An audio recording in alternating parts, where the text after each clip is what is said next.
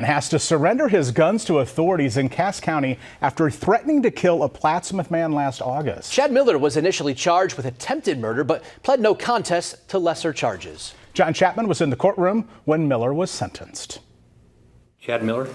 Chad Miller facing the judge charged with making terroristic threats and possession of a firearm during commission of a felony. Court documents reveal when Cass County deputies arrested Miller last August, he had 5 loaded handguns in his vehicle. Prosecutors asked the judge for probation. If he is to be placed on probation, I think that there needs to be a specific term that he have no contact or communication with the victim. And of course, we're asking for the court to order the forfeiture of his firearms that are now being held by the sheriff's office. Prosecutors also asked for a mental health evaluation. Miller's attorney agreed and told the court this incident was alcohol-fueled.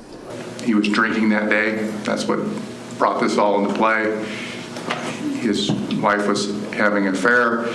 He was going to take his own life that day.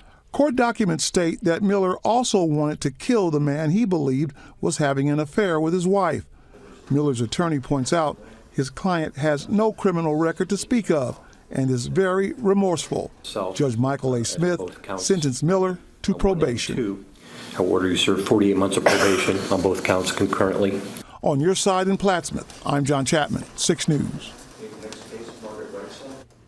The judge also ordered an additional chemical dependency and psychological evaluation and ordered Miller to complete an anger management class.